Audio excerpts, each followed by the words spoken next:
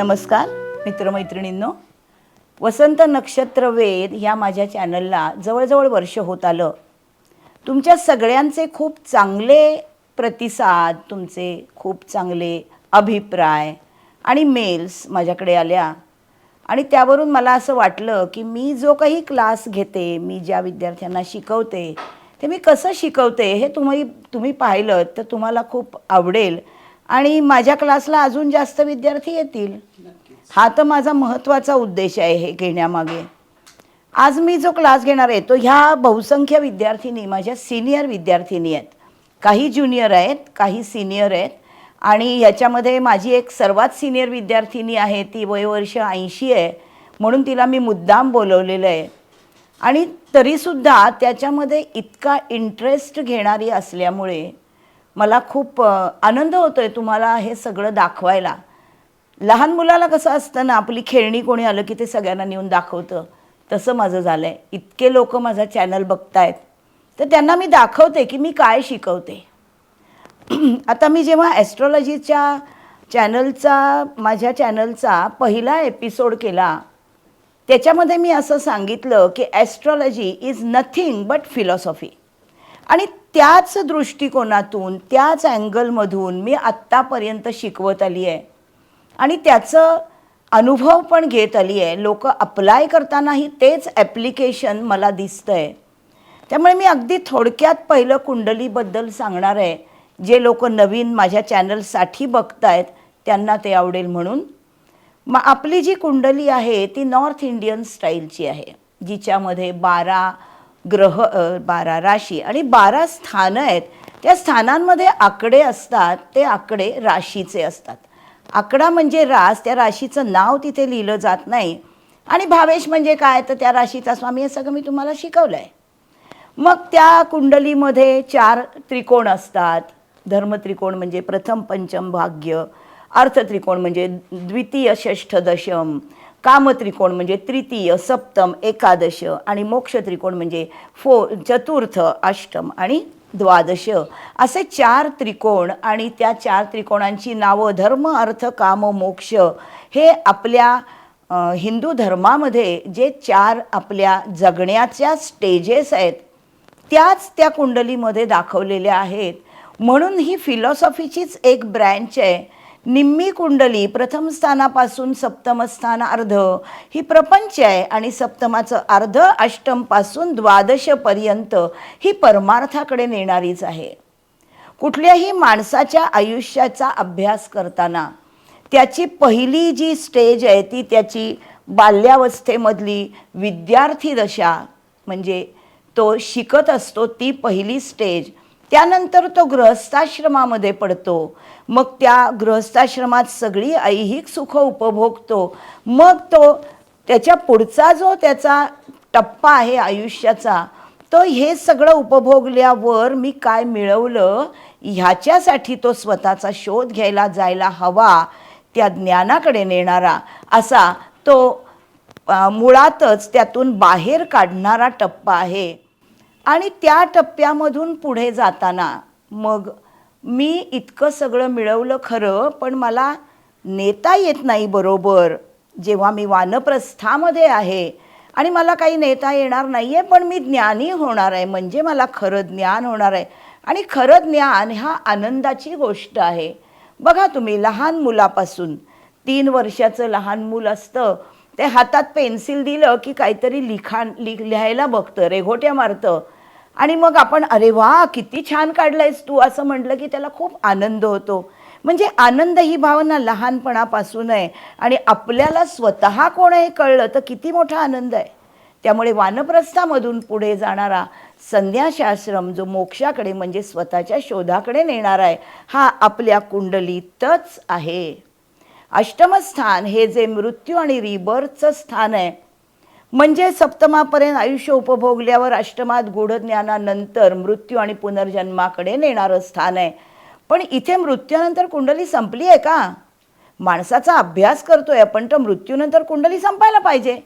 याचाच अर्थ माणसाच्या जगण्याचा फक्त अभ्यास नसून माणूस काय आहे हे त्याला ओळखता यावं याचा हा अभ्यास आहे. म्हणून ही तत्वज्ञानाचीच एक शाखा आहे. आपण 4 त्रिकोणांमधून पाहिलं. आता मी तुम्हाला सांगते की आपल्या कुंडलीमध्ये ग्रह असतात. जे ग्रह आपण आकाशामध्ये बघतो, पहिला तर रवी, ज्याची सूर्यमाला आहे, हा रवी त्या सूर्यमालेचा राजा आहे. नंतर चंद्र, हा आपल्याला जो दिसतो पृथ्वीचा चंद्र, ती सम्राज्ञी आहे, तो स्त्रीलिंगी ग्रह आहे. त्यानंतरचा बुध हा युवराज आहे. मंगळ हा सेनापती आहे त्या राज्याचा. राजा जो रवी आहे त्याचा सेनापती आहे मंगळ. गुरु हा राज्याचा मंत्री आहे. शुक्र हा समाज आहे, भिन्नलिंगी सगळ्या स्त्री पुरुषांचा समाज म्हणजे शुक्र आहे. आणि जेव्हा इतकी सगळी व्यवस्था राजाची झाली आहे तेव्हा त्याला न्यायदानाची आवश्यकता आहे, म्हणजेच ते राज्य नीट चालतं. म्हणून न्यायाधीशाचं काम करणारा ग्रह शनी आहे. हर्षल, नेपच्यून आणि प्लुटो हे तीनही ग्रह आपल्या सूर्याभोवती फिरतात म्हणून आपल्या सूर्यमालेत आहेत. पण ते खूप लांब आहेत. एक एक ग्रह पृथ्वीपासून खूप लांब. पण तुम्हाला एक मजेची गोष्ट सांगते. आपण असं समजतो ना की 1846 साली हर्षलाचा शोध लावला. साफ चूक आहे, अजिबातच असं नाही आहे. 7000 वर्षापूर्वी जेव्हा पराशर ऋषींनी बृहत पराशर होराशास्त्र लिहिलं तेव्हा त्याच्यामध्ये पुण्याह वाचन ह्या धार्मिक गोष्टी वैदिक धर्मामधल्या येत होत्या. आणि ह्या पुण्याह वाचनाच्या वेळेला ज्या सुपाऱ्या ठेवल्या जातात किंवा देवक ठेवताना ज्या सुपाऱ्या ठेवल्या जातात, यज्ञासाठी ज्या सुपाऱ्या देवांच्या ठेवून आपल्याकडे गुरुजी त्याची पूजा करतात, त्याच्यामध्ये प्रजापती, वरुण आणि यमधर्म या 3 सुपाऱ्या 7000 वर्षापूर्वीपासून आपण बघतोय. प्रजापती म्हणजे हर्षल, वरुण म्हणजे नेपच्यून आणि यमधर्म म्हणजे प्लुटो. नवीन ॲस्ट्रॉलॉजीप्रमाणे प्लुटो हा ड्वार्फ प्लॅनेट म्हणजे सगळ्यात छोटा आणि लांबचा ग्रह, म्हणून त्याला आपल्या भविष्यशास्त्रात स्थान द्यावं का नाही द्यावं यावर खूप उहापोह चाललेला आहे. पण आपल्या हिंदू धर्माप्रमाणे आणि हिंदू ॲस्ट्रॉलॉजीप्रमाणे प्लुटो हा अष्टमाचा कारक आहे. म्हणजे काय आहे? अष्टमस्थान हे मृत्यू आणि रिबर्थचं म्हणजे ट्रान्सफॉर्मेशनचं स्थान आहे. उत्पत्ती, स्थिती आणि लय ही प्रत्येक सजीव निर्जीवाला आहे. उत्पत्ती करणारा, माणसाची उत्पत्ती, सजीवांची उत्पत्ती करणारा ब्रह्मा, आणि त्यानंतर त्याची स्थिती म्हणजे त्याला पुढे वाहून त्याचं आयुष्य नेणारा, त्याला सुखकर करणारा विष्णू, आणि मग ह्याचा लय करणारा ही देवता म्हणजे शंकर. आपण बघतो शंकराची सगळी देवळं आपल्या स्मशानांच्या जवळ असतात. पण म्हणजे इथं लय शरीराचा झाला. माणूस मेला म्हणजे शरीर सोडलं, आत्म्याचा लय झाला नाही. कारण आपण पहिल्या तासाला शिकलो 24 वस्तूंचं माणसाची प्रकृती बनते आणि त्या 23 वस्तू आणि एक तेज अशा 24 वस्तूंच्या प्रकृतीमध्ये ब्रह्मदेवाच्या प्राणाचा अंश जेव्हा आत त्याच्या प्रवेश करतो तो पुरुष आहे, त्याला आपण आत्मा असं म्हणतो. आणि मगच माणसाचा जन्म होतो. म्हणजे प्रकृती हे शरीर आहे आणि पुरुष हा आत्मा आहे, त्याला कुठे मरण आहे. नैनम छिंदंती शस्त्राणी ही उक्ती आपल्याला माहिती आहे. आत्म्याला जाळता येत नाही, त्याला प्रवाहात फेकून त्याला नष्ट करता येत नाही, त्याला मृत्यू नाही. मग या आत्म्याचा प्रवेश दुसऱ्या शरीरामध्ये होतो. ते हे अष्टमस्थान आहे.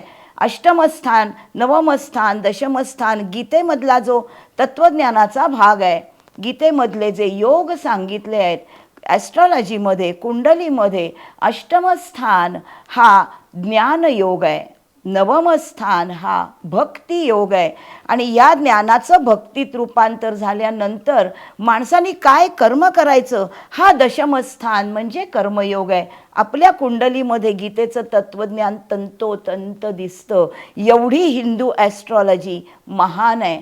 आणि त्यामुळे ह्याच दृष्टिकोनातून माझ्या वडिलांनी त्यांच्या अनेक लोकांना शिकवलं, त्यांच्याकडे येणाऱ्यांचे प्रश्न सोडवले आणि आता तेच काम मला त्यांनी करायला दिलं आहे. आणि त्यामुळे त्यांच्याच दृष्टिकोनातून मी हा क्लास घेते.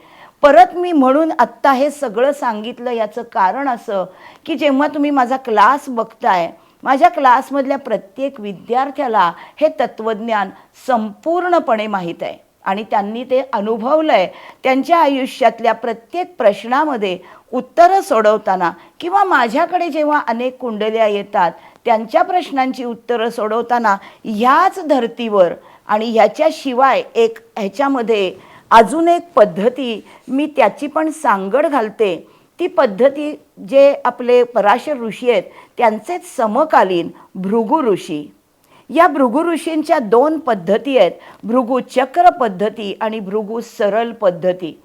आपल्या घराकडे जाण्यासाठी जसे अनेक मार्ग असतात, तुम्ही या मार्गाने त्या मार्गाने घरीच जाऊन पोचता. 4 माणसं वेगळ्या दिशेने आली तरी ती घरीच जातात. तसं ॲस्ट्रॉलॉजीचे हे 4 वेगळे जे ऋषी मुनींनी लिहिली. अजून एक केपी ॲस्ट्रॉलॉजी आहे, जेमिनी ॲस्ट्रॉलॉजी आहे. पण या सगळ्यांच्या पद्धतीने प्रश्नाचं उत्तर सेमच येतं, उत्तर बदलत नाही. बोलण्याची, बघण्याची, अभ्यास करण्याची पद्धती वेगळी आहे. म्हणून भृगुचक्र पद्धतीच्या 12 स्थानांमधून माणसाचं आयुष्य दर 12 वर्षांनी म्हणजे एक तपानी.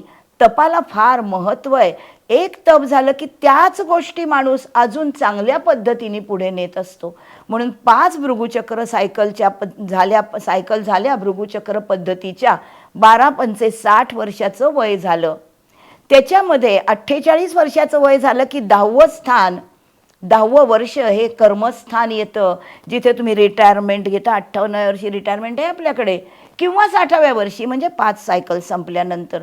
त्यानंतर तुमचा लग्नेश, तुमचा आत्माकारक ग्रह तुम्हाला स्वतःच्या ओळखीकडे कसा नेणार हे माझ्या क्लासमधल्या ईच अँड एव्हरी विद्यार्थ्याची कुंडली संपूर्ण तपासून मी त्याला सांगते. अर्थात 25 वर्षाच्या विद्यार्थ्यापासून 87 वर्षापर्यंत अशी माझी विद्यार्थ्यांच्या वयाची रेंज आहे. 25 आणि 40 वर्षाच्या विद्यार्थ्यांना मी आत्मकारक सांगत नाही, अर्थातच सांगणार नाही, कारण अजून त्यांचं आयुष्य उपभोगून व्हायचं आहे. पण जे 60च्या पुढे गेलेत त्यांना आत्माकारक आणि लग्नेश हे कसं त्यांचं इप्सित साध्य करून देतील, हा माझ्या क्लासचा मुख्य उद्देश आहे. ह्याच उद्देशातून मी गेली 13 वर्ष क्लास घेते आहे. तुमच्या सगळ्यांच्या मेल आल्या आणि मला विचारणा झाली, म्हणून मी आज प्रत्यक्ष क्लास घेते आहे. आणि या सिनियर विद्यार्थ्यांचे माझे प्रश्नोत्तर होतील, वेगळे टॉपिक मी सांगीन, त्याच्यामधून तुम्हालाही नक्कीच नवीन शिकायला मिळेल आणि माझ्या क्लासला यायला तुम्ही अजून तयार व्हाल. माझी नवीन बॅच सुरू होणार आहे फेब्रुवारीमध्ये 2, एक मंगळवारी एक रविवारी. जरूर माझ्या क्लासमध्ये ॲडमिशन घ्या. मला मेल करा, माझा मेल ID दिलेला आहे. पुढच्या एपिसोडसाठी तयार राहा. तोपर्यंत बाय बाय.